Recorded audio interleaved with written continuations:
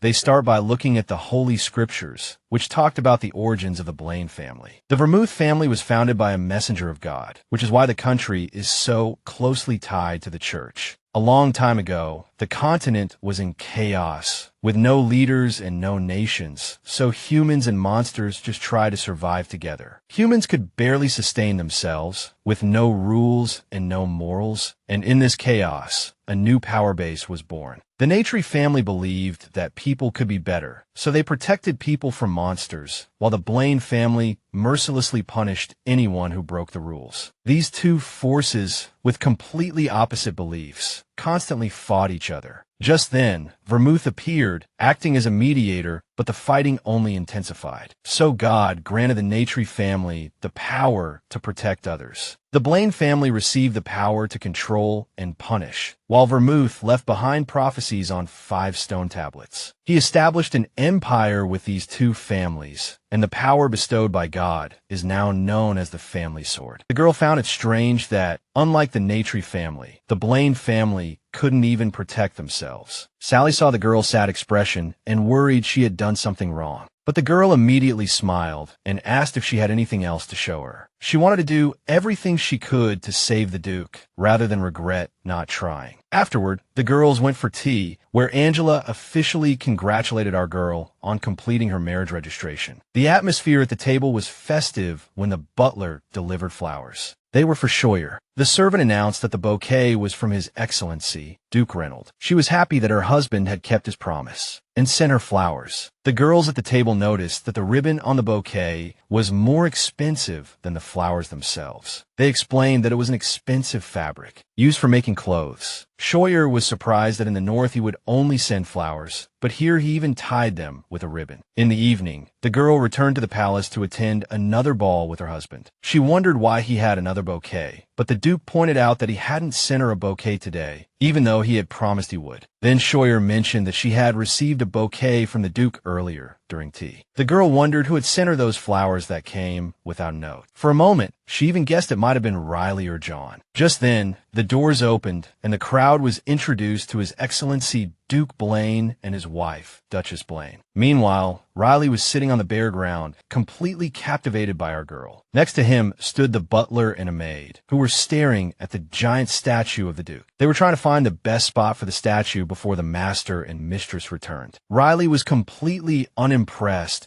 by this blatant objectification of the human body. He said he would look after the north, but honestly, it wasn't even necessary. The Duchess had covered the entire garden with her magic, and the effect was impressive. Unlike dark magic, divine power and regular magic didn't require a sacrifice, but the Blaine family's sword was different. Even if they used the same magic and swordsmanship, the results were completely different from the Nettri family. Shur mentioned that her sister had already blossomed, but for some reason, her own magic felt a lot like sword aura. Riley decided to look after the Duke, as the timing of his power acquisition was terrible. But suddenly, something scared the mage so badly that he dropped the flower in his hand. He turned around and saw a rooster next to him, holding a black flower in its beak. The kid was angry that he had been startled by a pathetic animal. Meanwhile, in the main hall, John was congratulating his lords on their official marriage. The guy explained that he had visited his brother at the training grounds, so he missed the last ball. He was glad the girl had received the bouquet and that all her efforts had paid off. Just then, the girl's friends, Brittany and Angela, called out to her. You could almost see the mischief brewing on their faces, as if they were up to something. The heroine asked the Duke to go and socialize with others, leaving her alone for a moment. He was intrigued by his wife's behavior, but decided not to interfere. The guy figured he had plenty to keep him busy anyway. In fact, it was all a diversion so that Angela could bring out the cake. Just then, Shur grabbed her husband's hand and pulled him to the center of the room. The girl walked up to the cake with a flourish and congratulated the Duke on his marriage. It was a lovely little cake with a heart, a lit candle, and their names written in frosting. Shur and Duke Reynold leaned in together and blew out the candle. Immediately after, the girl pulled a flower from her bouquet, ready to present her gift. She grinned and tossed a delicate pink flower high into the air. In an instant, the entire ballroom was filled with thousands of fluttering petals. Rumors spread that the Nettri family had lied, saying that only the younger sister had inherited the power of flowers. Reynold watched it all happen and then suggested they cut the cake into slices. The girl agreed, but asked that they not break the heart in the middle, as it was a symbol of her love. They should start cutting from where the heart ends. The Duke was surprised by the request, saying that even cutting a cake was such a hassle. Just then, the prince walked over, clapping wildly and congratulating them on their marriage. He was very happy to be there in person to congratulate his good friend on his happy union. But something about his appearance, in particular, caught our girl's attention. The girl noticed the crown prince's sash and felt it looked familiar. She remembered that just a short while ago, an identical ribbon had been tied to her bouquet. Therefore, our heroine concluded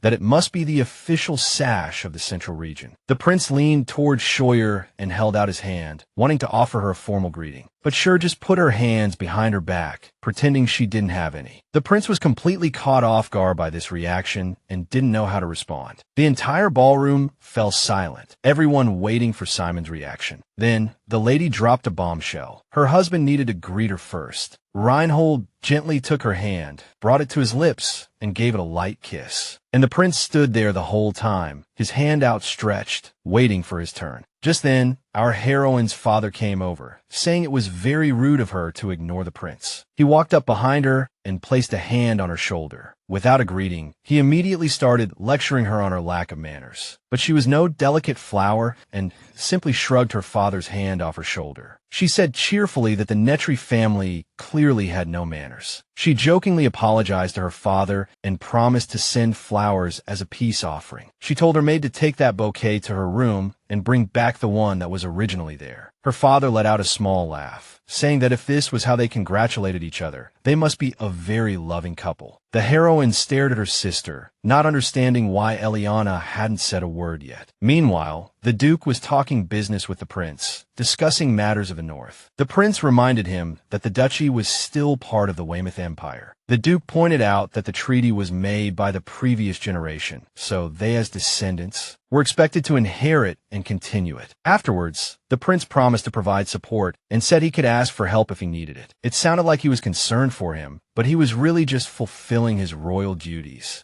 Shur had had enough of politics, so she grabbed her husband's hand and told him she loved him. She made him promise to eat the part of the cake with her name written on it. The Duke carefully bit down on his glove with his teeth and then pulled it off his hand. Then, very gently, he took the heroine's name off the cake frosting. Afterwards, he licked the cream from his fingertips and asked if she was happy now. Seeing this, her heart nearly stopped, and she immediately asked for the glove as a gift. The Duke, already used to her eccentric behavior, silently agreed to give her the glove. The guests were all chattering, gossiping about the Duke and Duchess's behavior. Suddenly, our heroine broke into their conversation and offered them a piece of cake. She walked around the room, offering a bite of cake to everyone present. One by one, she struck up casual conversations with each guest and flashed a brilliant smile. Reinhold watched from a distance as his wife mingled warmly with all the invited guests. Shur noticed him looking at her and waved. She apologized to the person she was talking to and asked if she could go see her husband. After the ball, people started whispering that she was nothing like what they had heard. The heroine ran up to her husband and asked, "Why were you staring at me like that?" Just then, the maid returned with the bouquet she had been given during tea. Even the Duke noticed that the ribbon on the flowers looked like it belonged to the crown princess. Shur said she liked flowers, but only from him, so she was going to return this bouquet to the sender. Afterwards, she approached Prince Simon and Eliana, who were in conversation. Shur took her bouquet and handed it to the crown prince. She said that, as she had promised earlier, she was giving him the bouquet as an apology gift. Our heroine was stunned that the prince seemed more interested in the flowers than in her. She would bet that Eliana would recognize the ribbon on the bouquet. Without a doubt, Angela had even mentioned before that ribbons like that were used in the court as a sign of a secret affair. The sister immediately understood, seeing that the heroine had found a matching ribbon so quickly. But the older sister just said that she was returning the bouquet the prince had recently sent her. Simon immediately interjected, saying the ribbon meant nothing and he had only sent the flowers as a congratulatory gesture. Just then, the Duke came over and said the heroine had accepted the flowers because she thought they were from him. The prince admitted his mistake but still hoped she would accept his gift. But she stood her ground, saying she only accepted flowers from her husband, so she was happy to return them to their rightful owner and gave them back to him. The prince also began to defend himself, saying he wasn't stupid enough to betray a friend by hitting on his wife. He promised to investigate and find out who had tied his ribbon to the bouquet. Shur couldn't fully trust the prince, but she couldn't openly oppose him either, as she hoped he would be a link between the north and the central region. The rest of the dinner proceeded smoothly, with all the guests conversing in a relaxed manner. before bed. While her maid was brushing her hair, she told her about the bouquet incident and the prince. It was very strange, as the palace usually concealed the sender's identity unless they wanted to deliberately expose themselves. If the prince was telling the truth, then there were too many suspects in this matter. But it also just showed how powerful they were, because no one would try to undermine the weak. Just then, Reinhold returned and asked the maid to leave them alone. Shur promised to get her husband to bed tonight for sure, and the Duke immediately thought she might have put something in his drink. Or the cake. She realized she would never do that to someone she loved. Instead, she watched her husband patiently, waiting for him to finish undressing. The Duke ordered her to turn around and not watch him change. He even threw his own shirt over her head, so she couldn't see him. Our heroine immediately hugged it tightly, breathing in her husband's captivating scent. The Duke wanted to snatch the shirt back, as he didn't want to lose it. He tried to pull it from her hands, but she wouldn't let go. He promised to give her something in compensation after they returned to the north, as he needed her to behave in the capital. Shur promised to return it in the morning, and for now, she completely wrapped herself in it. She worried that her conversation with the prince had ruined the banquet. The Duke pointed out that the situation was now better than ever. Shur felt she was sexy in her husband's uniform, but he still wouldn't let her keep it. Afterwards, the heroine asked Reinhold what his plans were for tomorrow. She started patting his shirt pockets, hoping to find a handkerchief or something. The heroine admitted she liked the central region, but she really missed her husband's attention. She wished this man would spend more time with her. The Duke explained that he and the prince had an agreement not to interfere in each other's internal affairs. If he broke his promise, the prince would gain control of all expeditions and replace Riley with his own wizard. Shur remembered that in the original story, the protagonist prince had no interest in the north at all. If she hadn't disturbed the Duke's emotions, he would have asked the central region for help, just like in the novel. She thought to herself that she didn't want her husband to bow down to anyone. She slowly fell asleep while listening to her husband talk. She was still trying to stay awake, wanting to spend more time with him, but the Duke immediately saw how exhausted she was. Shur reached out, grabbed the Duke's hand, held it to her face, and fell asleep instantly. A while later, after she had fallen asleep, Reinhold was still watching her. He didn't pull his hand back and just continued to sit by her side. He quietly studied his fiancée, trying to learn as much about her as possible. The three founding families of the Weymouth Empire, Brian and Nettri, had coexisted in harmony until the royal family began to control the other two. His engagement to Eliana and support for the conquest of the North was the basis for all of this. However, Simon was the only one who stood up against the royal family's actions. But after he got engaged to one of the Nettri sisters, everything suddenly changed. The matter of the ribbon on the bouquet kept lingering in the Duke's mind. A slight rustle beside him and the girl's soft snores pulled him back from his thoughts. She was smiling in her sleep, as if having a pleasant dream. The man calmly continued to watch his young wife, lost in thought. The next morning, John entered their room and found the Duke buried in paperwork. The man ordered his aide to find the best and most beautiful engraved ring. John was depressed, having been called so early for such a trivial matter. Reinhold continued to describe the ring he wanted to find for his wife. John had no choice but to obey the order and go find what he needed. A little while later, our heroine woke up, and the first thing she saw was the Duke. She took it as a good sign, feeling that her day would go well. Just as she had promised, the girl took off the Duke's shirt and returned it to him. She got dressed and was about to leave the room when she noticed the flowers. It was the bouquet the Duke had promised to give his wife after every training session. He explained that he could use the local training grounds anytime, just like in the north. The Duke mentioned that the chief knight captain, Jim, Eliana's confidant and John's brother, was now in charge there. The man immediately started to worry about why the Duchess was asking for so many details about his brother. They argued as they gradually made their way to the training grounds. As they walked down the castle corridors, they overheard some people whispering. The girl asked her husband what was going on, but he was just as clueless. Shur was surprised because at this point in the original story, nothing was supposed to happen. A moment later, the group arrived at the training grounds, and all the knights began to greet them.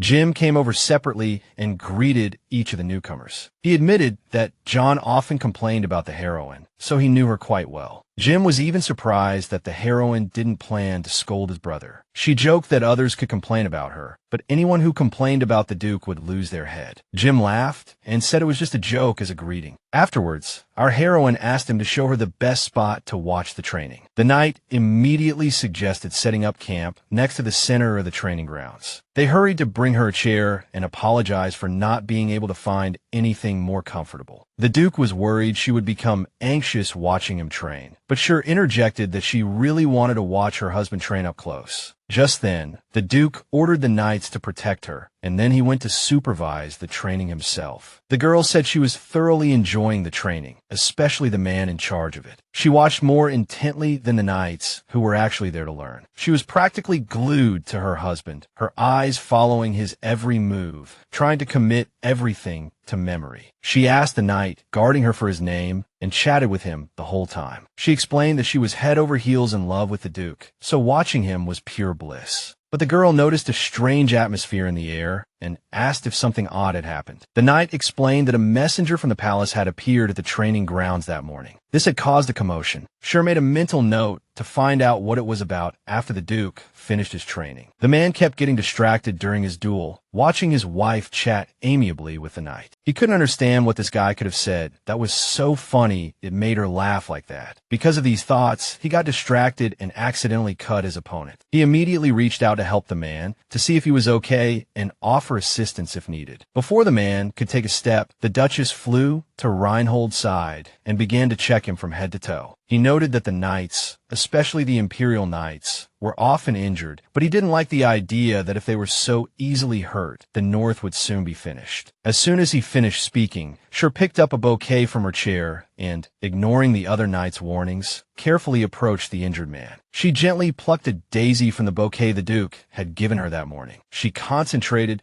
trying to infuse as much power as possible into the flower. She took a few steps forward and handed the daisy to the injured knight. The guy felt he was unworthy of a flower from such a noble person, but Shur wasn't asking him to accept it, just to hold it in his hand for a moment. The knights behind them began to whisper that the Duke was giving this guy special treatment. They even speculated that they were in an improper relationship when suddenly, the injured knight cried out that the flower's power was healing his wound, and all his pain had vanished in an instant. But she knew it was only a temporary fix, so he had to get his arm checked by a healer as soon as possible. Afterwards, she returned to her husband and started asking for praise. The Duke was genuinely impressed by her actions and praised her for being thoughtful. But as thanks, his wife demanded that he agree to eat a huge pile of desserts with her. Meanwhile, in the north, the wizard was still fighting monsters and protecting the land. He was on a solo expedition, as his magic allowed him to eliminate monsters very effectively. The wizard had no idea what kind of fortune and glory awaited him if he could conquer the north. Suddenly, a small stone shot out from a magic portal. It appeared where a demon had died, so this was no ordinary stone. The wizard picked it up and immediately felt a strange energy coming from it. The next day, our heroine went shopping with her best friends and their maids. The Duchess gave her own, made a few hours off while they had tea and dessert. The maid tried to refuse, but Shur stuffed some money into her hand, practically forcing her to go relax. The more her friends saw of the Duchess, the more they felt that all the rumors were nonsense. Shur overheard and asked what rumors they were talking about. Then she laughed and said that all those rumors were pure fiction and far from the truth. She asked them to tell her about the temple representative who had appeared at the palace that morning. In that moment, the girl knew they had found the second magic record stone. Later that night, Shur returned to her room with a load of shopping bags. She had also bought some pastries so she and her husband could feast together. Then she took out a small box and revealed a pair of gorgeous blue garters. The Duke immediately noted that the garters were a bit too large for someone of her build. At this, she laughed and said she had decided to give the garters and cufflinks to him to match the color of his eyes. She confessed that she loved making her husband happy and buying him small gifts. So the girl asked the man to try them on right then and there in front of her. The Duke couldn't resist his wife and carefully took the cufflinks and fastened them to his shirt. Shur was overjoyed when she saw her gift on her beloved man. She loved that they could spend time together relaxing like this. Compared to the original story, the second magic record stone was found much earlier than the first. Eliana's incident would also happen sooner, which meant it could affect the Duke's death. So the girl wanted to stay with her husband and find out the truth as soon as possible. Reinhold noticed his wife had been buried in books about the North and the temple lately. He guessed it had something to do with the temple official who had suddenly appeared at the main palace. She was worried the prophecy might be bad news, especially for the Bryan family. If she remembered correctly, the second stone was about the brutal slaughter of the Bryan family bloodline. The reaction of the knights at the training grounds basically confirmed this. If the stone said the North was weakening, then everyone would come coveting it. Suddenly, the Duke flicked her on the forehead and told her she was too stressed. He swore not to do anything that would make his precious wife unhappy. Afterwards, the man began to prepare for some official business and said he would be back late. Immediately after, he went straight to meet with John and Jim. They noticed the Duke was dressed very ornately this time, with many accessories on his clothes. Reinhold admitted that his wife had given him these things, saying she had spent a long time picking them out. He explained that Shur was tired after her morning exercise and had decided to rest in her room. John started to panic, hearing that the girl was slightly injured. Just then, Jim interjected, asking if the Duke had given a gift back to his wife. He said the girl had put in so much effort that even if he hated the gift, he still owed her something. But suddenly, a loud shout cut through the air as a guy in a strange uniform called out to his master. He announced that he had found another record stone, which stunned everyone present. There was chaos in the castle as temple guards appeared everywhere, chattering about the records. Rumor had it that some kind of divine secret was hidden in those magic record stones. Legend said there were 5 stones scattered across the continent. Only one stone had ever been found before, but now the second Nettri flower had bloomed. With the North already so unstable, these stones appeared as if they were waiting for something. When they found all the stones at once, the palace was in an uproar. The priests whispered, trying to figure out how this could have happened. Announcements about finding the stones came from all directions, adding to the chaos. Eliana stepped forward, introduced herself, and told the guests to remain calm and stay where they were. The girl asked everyone to follow the instructions and hope for their cooperation.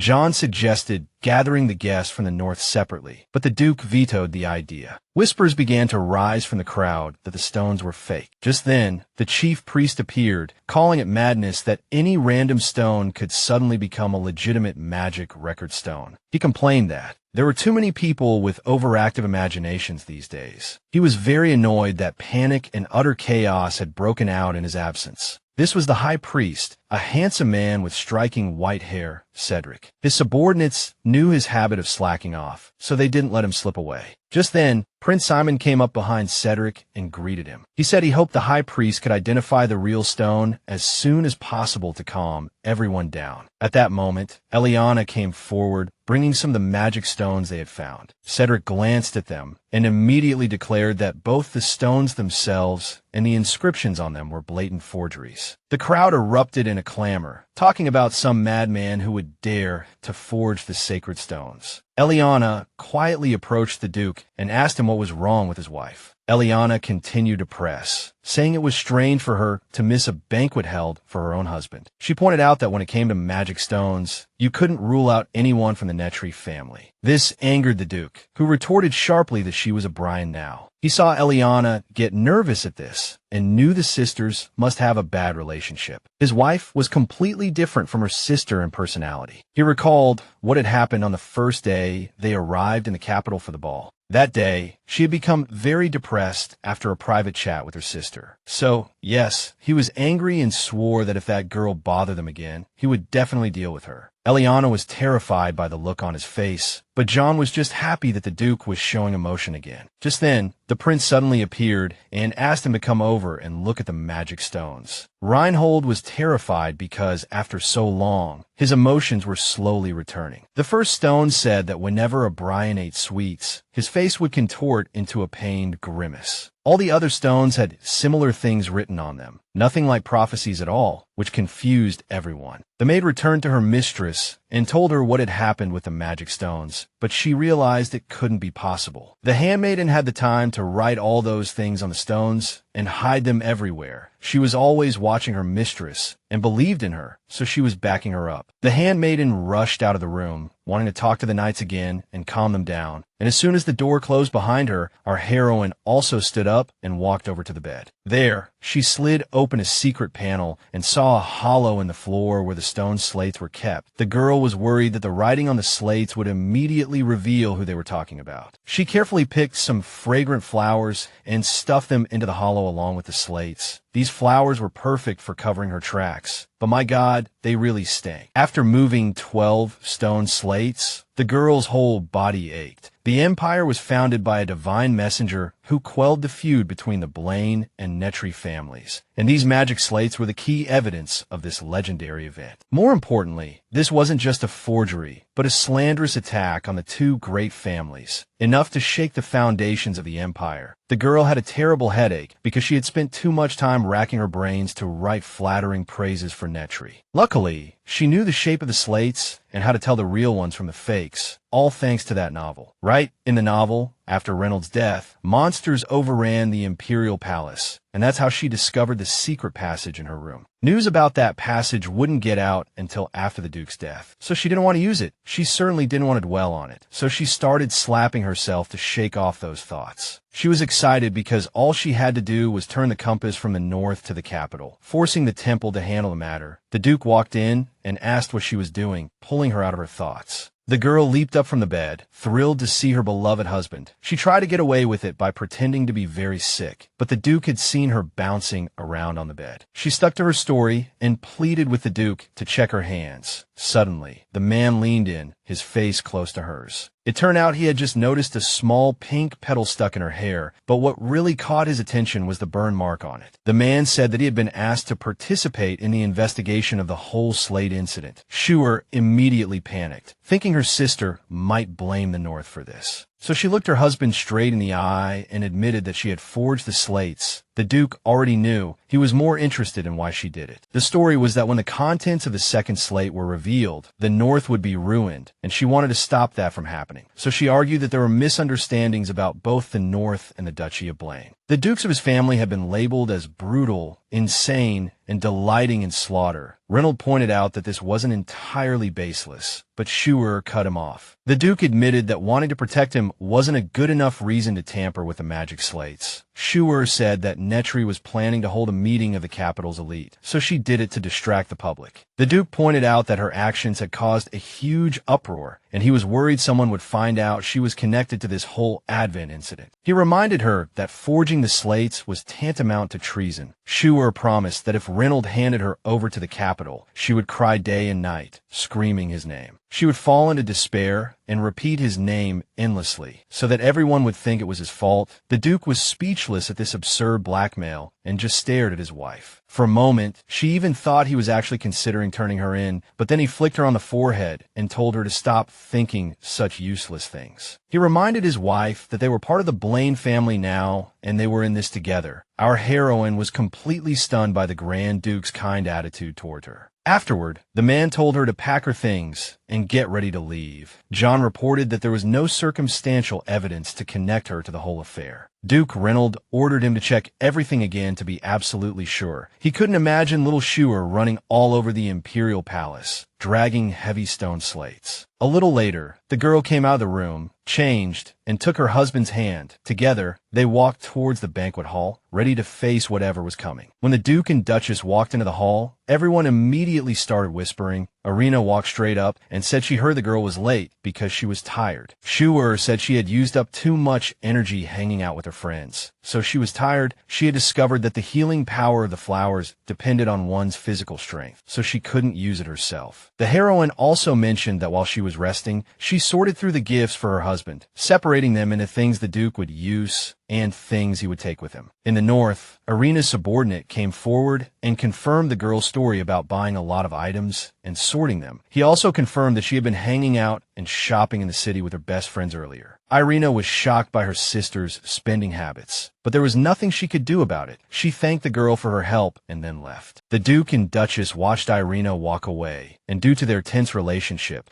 it might have looked like she was letting her personal feelings interfere with matters of state. Just then, our heroine saw the High Priest, who was described in the novel as more beautiful than any woman. Cedric deduced that the forger had some knowledge of the real slates, so he ordered him to be found as soon as possible. In the novel, he was the only person on the entire continent blessed by the gods. He came to the temple just to find a place to live and get something to eat. So he prayed desperately every day just to live a comfortable life. The gods heard his prayers, and before he knew it, Cedric had become the High Priest. One day, his assistant appeared and said he needed to go check on some slates found in the mountains and bless a wedding. The guy was annoyed because the nobles couldn't do anything without him and were always bothering him. He used to dream of just lazing around, but now he had to deal with everyone else's problems. He couldn't figure out why there had been so many reports about slates recently. After receiving a report that a rocky mountain was covered in slates, Cedric had to lead an expedition of priests, and the worst part was they also had to authenticate the slates, restore them, and even translate them. So the guy was going crazy from all the work. He just wanted to be idle, so he didn't want to hear anything about slates appearing in the Imperial Palace. He even ordered his assistants to carry him directly to the Imperial Palace while he relaxed leisurely. But when Cedric saw the slate with his own eyes, he immediately changed his tune. When a slate absorbs divine power, a divine symbol appears on it. And that's how you tell if it's real. But if someone with weak power tries it, they could die, so no one dared to do it except him. But this forger knew the divine symbol. And what's more, you could still feel a faint divine power in the slate, even if it was a little different. That meant someone had survived after carving that pattern onto the slate. So Cedric was excited because a sucker had appeared who could do all his work for him. And that's how the guy deduced that the forger had some knowledge of the real slates. The temple's rules prevented him from revealing secrets, but he suggested delaying the announcement of the second slate. Shur was thrilled that her plan had worked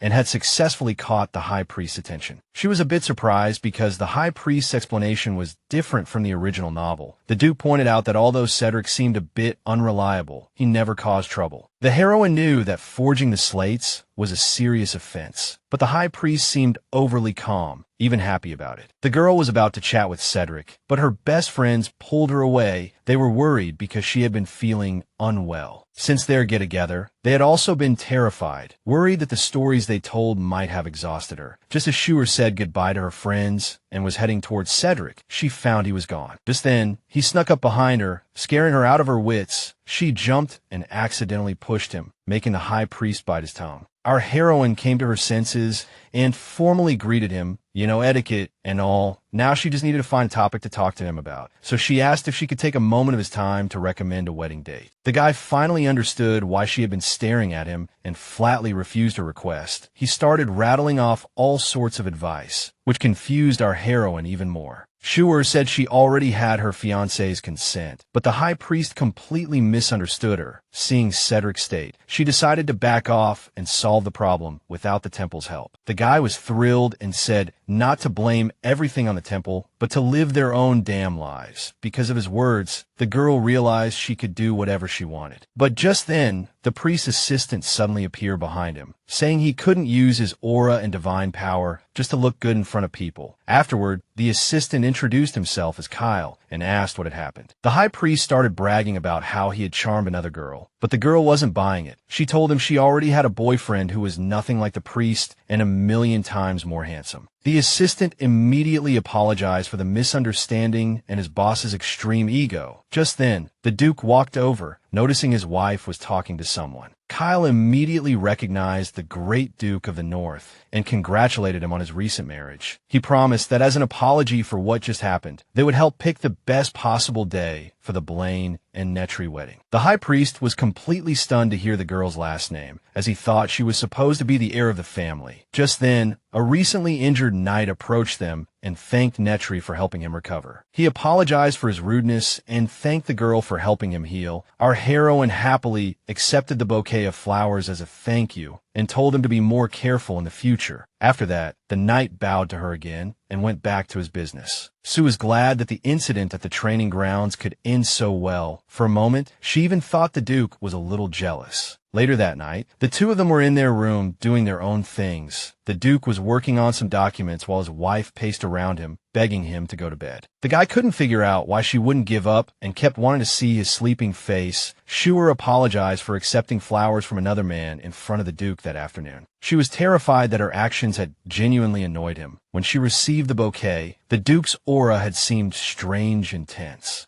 Because of those fake nameplates, she was confined to her room for 3 whole days and only went out for a walk on the 4th day. She went to the training grounds and saw that the knights had built her a real throne and a shelter from the wind and dust. During that time, she first greeted her husband and told him she would be watching him. She showed off the tent the knights had made for her and asked him to rest inside it with her. But it turned out the tent was too small for anyone but her. Suddenly, a noisy crowd celebrating Commander Irina's victory caught everyone's attention. She was the first Southerner to hold this prestigious position, and even her own sister had to admit that Irina didn't get the position by luck. If that girl became the commander of the Knights, no one in the capital would support the Duke anymore. Still, she couldn't figure out how Irina knew that the second child could also use sword skills, something that wasn't in the original novel at all. Irina walked straight up to the Duke and asked what he thought of her abilities. Shur knew this was a tricky question and that her husband would be in a bind no matter how he answered. So she interrupted their conversation and handed everyone present a daisy. She added that if Lady Irina wasn't too confident, she should take some time to recover. But the girl noticed her sister didn't quite understand what she meant. She quickly pretended to have urgent business to attend to and decided to slip away first. The protagonist herself had counted the Duke using his sword 65 times during training, so she wanted 65 bouquets of flowers. Afterward, she asked me to return the daisies so the bouquets could remain whole. A little later, the Duke returned to the training grounds to train with his knights. John explained that from now on, he would no longer be fighting but protecting the Duchess. The girl didn't understand what danger she could be in the capital where everyone was safe, but before she could finish her sentence, there was a loud bang as something hit her tent. John helped the girl escape the danger and then turned to see what was behind them. They saw a troop of knights on horseback, covered from head to toe in dried blood. Commander Irina ordered her knights to capture all of these people and animals alive. Shur immediately thought of the Duke and began to worry for his safety. As a result, the girl was distracted and didn't notice the danger rushing towards them. She turned to see a huge horse rearing and neighing above them. The Duke barked at John,